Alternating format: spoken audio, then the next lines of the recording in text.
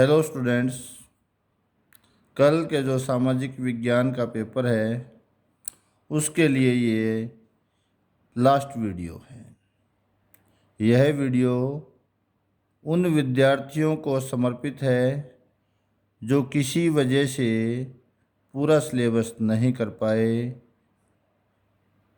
ताकि वो विद्यार्थी भी परीक्षा में आसानी से पास हो सकें। उन्हीं को ध्यान में रख कर के क्वेश्चन आंसर तैयार किए गए हैं। पहला जो क्वेश्चन है, राजनीतिक दलों के प्रमुख कार्य लिखें। राजनीतिक दलों की प्रमुख विशेषताएं लिखें। चाहे क्वेश्चन आए कि लोकतंत्र में राजनीतिक दलों की क्या भूमिका है, आपको वही उत्तर लिखना है। सिर्फ 5 पॉइंट देने हैं। राजनीतिक दलों का जो प्रमुख कार्य है, राजनीतिक दल चुनाव में भाग लेते हैं। चुनाव में भाग लेना राजनीतिक दलों का प्रमुख कार्य है। दूसरा इसमें आप पॉइंट लिखेंगे, जिस राजनीतिक दल को चुनाव में बहुमत मिलता है सरकार बनाता है, और जो दल सरकार बनाता है उसे शासक दल कहा जाता है।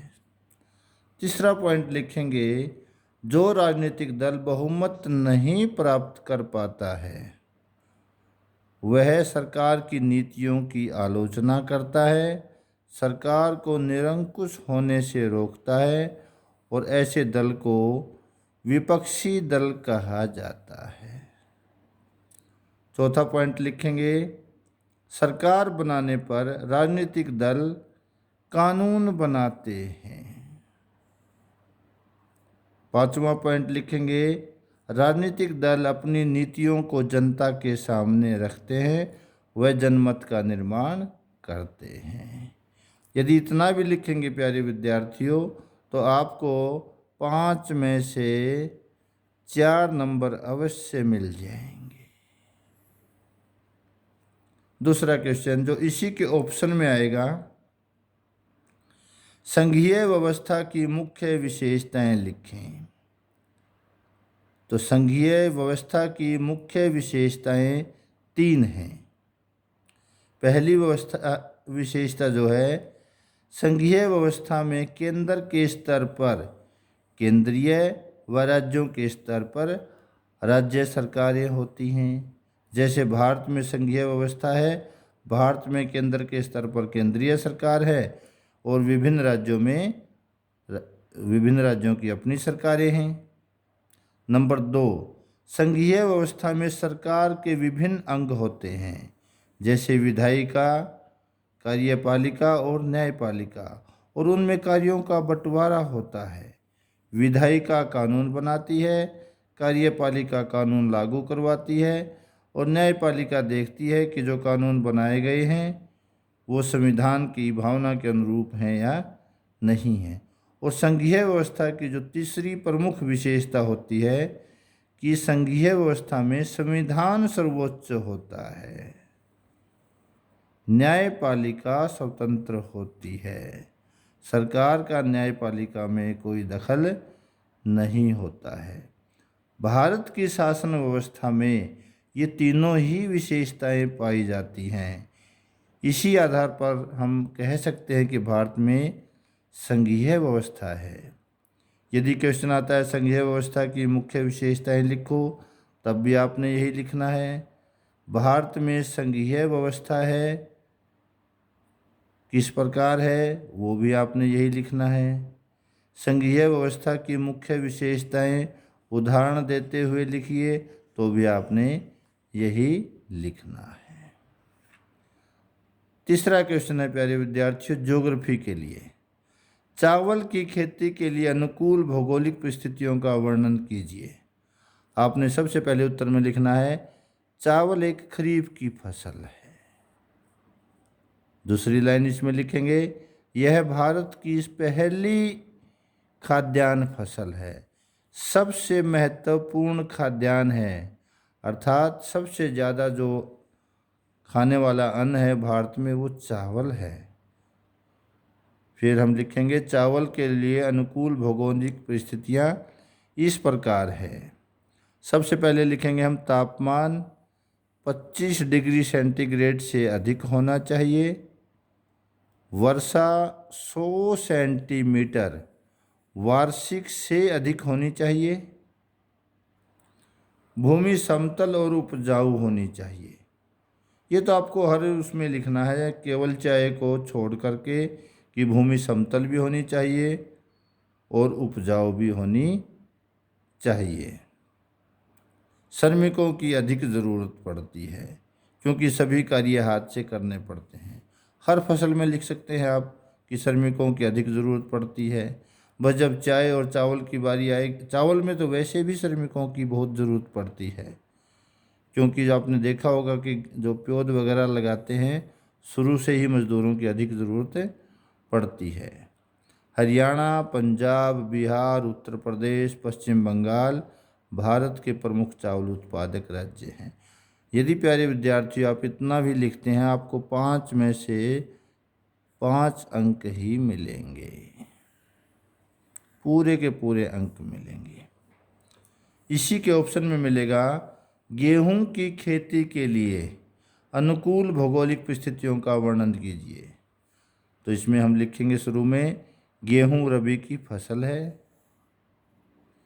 अगली लाइन में लिखेंगे हम यह भारत की दूसरी महत्वपूर्ण खाद्यान्न फसल है। पहली खाद्यान्न फसल अभी हमने की थी चावल है। फिर हम लिखेंगे आगे गेहूं की खेती के लिए अनुकूल भौगोलिक परिस्थितियां इस प्रकार हैं। गेहूं को बोते समय तापमान कम होना चाहिए और काटते समय तापमान 30 डिग्री सेंटीग्रेड के आसपास होना चाहिए। भूमि समतल और उपजाऊ होनी चाहिए, चावल में भी हमने यही लिखा था। वार्षिक वर्षा 50 सेंटीमीटर से 100 सेंटीमीटर तक होनी चाहिए। चावल में हमने लिखा था 100 सेंटीमीटर वार्षिक वर्षा से भी अधिक वर्षा होनी चाहिए। गेहूं में 50 सेंटीमीटर से 100 सेंटीमीटर तक होनी चाहिए।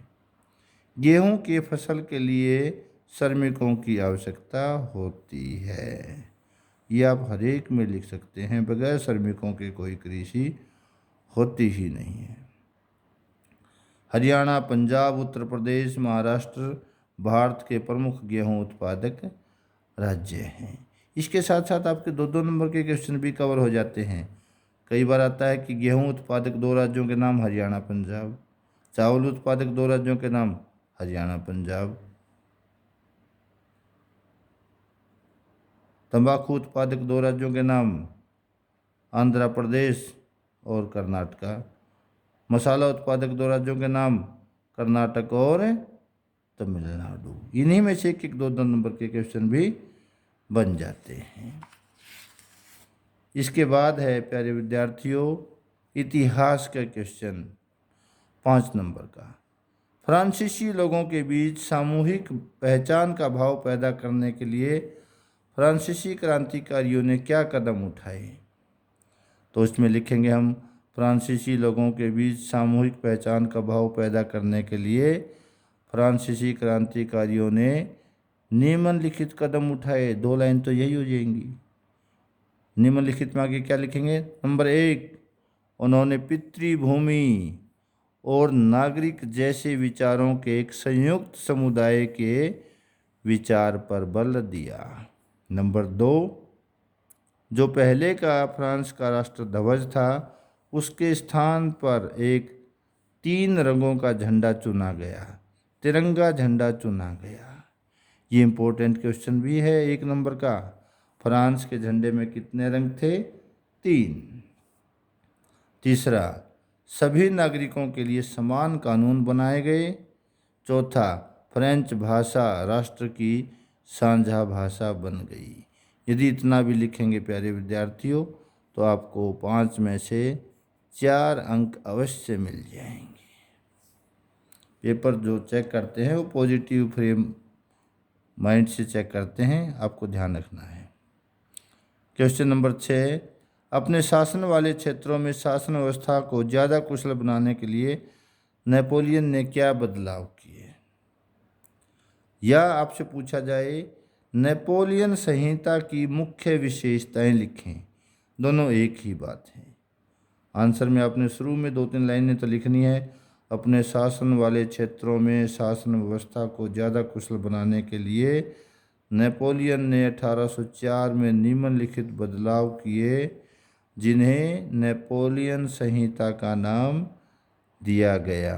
और ये सुधार इस प्रकार थे। नंबर 1, नेपोलियन ने जन्म पर आधारित विशेषाधिकार समाप्त कर दिए। दूसरा, कानून के समक्ष सभी को समान माना गया। तीसरा, सामंती व्यवस्था को समाप्त कर दिया गया। चौथा, यातायात और संचार व्यवस्था को सुधारा गया। इतना भी लिख देते हैं प्यारे विद्यार्थियों, तो आपको 5 में से 4 अंक अवश्य मिलेंगे। जिस विद्यार्थी ने 5-5 नंबर के 3 क्वेश्चन भी अटेम्प्ट कर दिए, वो फेल नहीं हो सकता। अगला क्वेश्चन है प्यारे विद्यार्थियों अर्थशास्त्र से, कि भारत में ऋण के औपचारिक व अनौपचारिक स्रोतों की तुलना कीजिए। बहुत ही आसान है। जो ऋण बैंक और सहकारी समितियों से लिया जाता है, वो ऋण का औपचारिक स्रोत है, जबकि सेठ, साहूकार, महाजन, रिश्तेदार, मित्र, सखी, सहेली से जो ऋण लिया जाता है, वो ऋण का अनौपचारिक स्रोत कहलाता है। ऋण के 2 स्रोत हुए, एक औपचारिक बैंक और सहकारी समिति, और इनके अलावा किसी अन्य से, सेठ से, साहूकार से, महाजन से लिया गया ऋण अनौपचारिक स्रोत कहलाता है। दूसरा, जो ऋण हम बैंक से लेते हैं, सहकारी समिति से लेते हैं, जो इस प्रकार के औपचारिक स्रोत से लेते हैं, वो सस्ता होता है। सरकार तय करती है उसका ब्याज की दर, जबकि अनौपचारिक स्रोत से जो ऋण लिया जाता है वो महंगा होता है। सेठ, साहूकार, महाजन देखते हैं आदमी कितना फंसा हुआ है, जैसा फंसा हुआ है उसी हिसाब से ब्याज ले लेते हैं। तीसरा, ऋण के जो औपचारिक स्रोत हैं, जो बैंक है, जो सहकारी समिति है, उस पर सरकार का नियंत्रण होता है। कितना ब्याज लेना है सरकार तय करती है। ऋण की क्या शर्तें होंगी सरकार तय करती है। जबकि सेठ, साहूकार, महाजन जैसे जो अनौपचारिक स्रोत हैं, उन पर सरकार का कोई नियंत्रण नहीं होता, वो अपनी शर्तों पर ऋण देते हैं। नेक्स्ट क्वेश्चन है प्यारे विद्यार्थियों उदारीकरण, निजीकरण व वैश्वीकरण का अर्थ बताइए। वैश्वीकरण का अर्थ है एक अर्थव्यवस्था का विश्व की अन्य अर्थव्यवस्थाओं से जुड़ना वैश्वीकरण कहलाता है। जैसे हमारा भारत है, दूसरे देशों से सामान लेता भी है और अपना सामान दूसरे देशों को बेचता भी है। तो भारतीय जो अर्थव्यवस्था है विश्व की अन्य अर्थव्यवस्थाओं से जुड़ी हुई है। ये जो एक अर्थव्यवस्था का विश्व की दूसरी अर्थव्यवस्थाओं से जुड़ना है, इस प्रक्रिया का नाम ही वैश्वीकरण है। दूसरा, निजीकरण। सार्वजनिक उपक्रमों का निजी हाथों में जाना ही निजीकरण कहलाता है।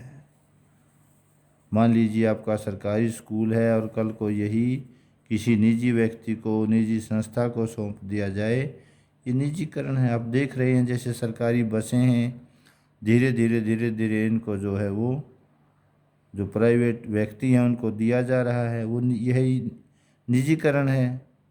उदारीकरण, व्यापार से प्रतिबंधों को हटाना ताकि लोग आराम से जो है आयात कर सकें, निर्यात कर सकें, इसे उदारीकरण कहते हैं। इसके बाद आता है प्यारे विद्यार्थियों एक क्वेश्चन कि भारतीय अर्थव्यवस्था की जो 3 क्षेत्रक हैं वो कौन कौन से हैं। एक अर्थव्यवस्था के 3 क्षेत्रकों का संक्षिप्त वर्णन लिखिए। एक अर्थव्यवस्था, यदि क्वेश्चन आ जाए भारतीय अर्थव्यवस्था के 3 क्षेत्रों का संक्षिप्त वर्णन कीजिए तो भी यही है। एक अर्थव्यवस्था के 3 क्षेत्रक होते हैं। पहला होता है प्राथमिक क्षेत्रक, कृषि है, पशुपालन है, मछली पालन है, खनन है, जो ये प्राथमिक क्षेत्रक के उदाहरण हैं। प्राकृतिक संसाधनों का प्रयोग करते हैं और कच्चा माल उपलब्ध कराते हैं, ये प्राथमिक क्षेत्रक हैं। द्वितीयक क्षेत्र जूता उद्योग, वस्त्र उद्योग, चीनी उद्योग, सीमेंट उद्योग, जहाँ पर वस्तुओं का निर्माण होता है, द्वितीयक क्षेत्र कहलाता है। और क्योंकि यहाँ पर वस्तुओं का निर्माण होता है इसलिए इसका दूसरा नाम विनिर्माण क्षेत्र है। इसे विनिर्माण क्षेत्रक भी कहते हैं। अर्थव्यवस्था का जो तृतीयक क्षेत्रक है, तीसरा जो क्षेत्र है, उसमें बीमा, बैंकिंग, संचार, परिवहन जैसी सेवाएं आती हैं, जहां किसी वस्तु का उत्पादन नहीं होता, लेकिन यह क्षेत्र प्राथमिक और द्वितीयक क्षेत्र दोनों में उत्पादन की सहायता करता है। इसे सेवा क्षेत्र भी कहा जाता है। अध्यापक की सेवाएं, वकील की सेवाएं, डॉक्टर की सेवाएं सब तृतीयक क्षेत्र में आती हैं। इसी में प्यारे विद्यार्थियों कई बार 5 नंबर का बड़ा क्वेश्चन पूछ लिया जाता है, भारत में सेवा क्षेत्र कितना महत्वपूर्ण क्यों होता जा रहा है। देखिएगा, पिछले लगभग 40 वर्षों से जो भारत की राष्ट्रीय आय है उसमें सेवा क्षेत्र का लगातार योगदान बढ़ता जा रहा है, क्योंकि इस दौरान शिक्षा, स्वास्थ्य, संचार और परिवहन के साधनों का खूब विकास हुआ है। बीमा व बैंकिंग क्षेत्र का योगदान उल्लेखनीय रहा है। आज भारत के सकल घरेलू उत्पाद का 58% हिस्सा अकेले सेवा क्षेत्र का है। सबसे ज़्यादा भारत की जो राष्ट्रीय आय में जो योगदान है आज के समय वो तृतीयक क्षेत्र का है, उसके बाद द्वितीयक क्षेत्र का और सबसे कम प्राथमिक क्षेत्र का। जैसे जैसे किसी देश का विकास होता चला जाता है उसकी जीडीपी में, राष्ट्रीय आय में तृतीयक क्षेत्र का योगदान बढ़ता चला जाता है, द्वितीयक क्षेत्र का योगदान बढ़ता चला जाता है और प्राथमिक क्षेत्र का योगदान निरंतर कम होता चला जाता है। इसी कारण भारत में सेवा क्षेत्र कितना महत्वपूर्ण होता जा रहा है। ये जो मैंने आपको 8 क्वेश्चन कराए हैं प्यारे विद्यार्थियों, यदि आप ये लिख देते हैं तो आपके 4 क्वेश्चन जो है वो अटेम्प्ट हो जाएंगे 5-5 नंबर के। जो आपका पहला पेपर मिलेगा वो सब्जेक्टिव होगा, जिसमें आपने इसी प्रकार से प्रश्नों के आपने जो है उत्तर देने हैं। इसके अलावा कुछ छोटे क्वेश्चन भी हैं प्यारे विद्यार्थियों, 5-4 वो भी मैं आपको करवा देता हूँ। बड़े आसान है। वस्तु विनिमय क्या है? वस्तु के बदले वस्तु का लेन देन वस्तु विनिमय कहलाता है। वस्तु के बदले वस्तु का लेन देन जो पुराने समय में होता था वस्तु विनिमय कहलाता है। बहुराष्ट्रीय कंपनी, बहु का मतलब बहुत ज़्यादा, राष्ट्र देशों में ऐसी कंपनी जो बहुत सारे देशों में उत्पादन करती है, अपना सामान बेचती है, बहुराष्ट्रीय कंपनी कहलाती है। जितने भी मोबाइल फ़ोन आपके हाथ में हैं ये सब बहुराष्ट्रीय कंपनियों के हैं। एलजी, सैमसंग, वोडाफोन, एप्पल, ये सब बहुराष्ट्रीय कंपनियां हैं। नेक्स्ट क्वेश्चन है HDI का पूरा नाम लिखिए। HDI ह्यूमन डेवलपमेंट इंडेक्स, मानव विकास सूचकांक। UNDP United Nations Development Programme, संयुक्त राष्ट्र विकास कार्यक्रम। और यदि पूछ लिया जाए PCI का पूरा नाम लिखे, पर कैपिटा इनकम, प्रति व्यक्ति आय। और यदि पूछ लिया जाए प्रति व्यक्ति आय का सूत्र लिखो, तो प्रति व्यक्ति आय का सूत्र है प्रति व्यक्ति आय बराबर है, किसके बराबर है? राष्ट्रीय आय को हम यदि कुल जनसंख्या से भाग कर दें तो वह प्रति व्यक्ति आय होती है। और हमें याद रखना है जो हमारा पड़ोसी देश है श्रीलंका, उसका जो मानव विकास सूचकांक है वो हमारे से बेहतर है। नेक्स्ट क्वेश्चन, छिपी बेरोजगारी से क्या अभिप्राय है? आपने देखा होगा खेती बाड़ी में जो है 4 आदमियों की ज़रूरत है, 10 आदमी लगे हुए हैं। ये जो 6 आदमी हैं फालतू आदमी हैं, जिनको यदि खेती से हटा भी दिया जाए, खेती के उत्पादन में कोई कमी नहीं आएगी। ऐसे लोगों की संख्या ही छिपी बेरोजगारी कहलाती है। छिपी बेरोजगारी भारत जैसे देश में कृषि क्षेत्र में पाई जाती है। Thank you.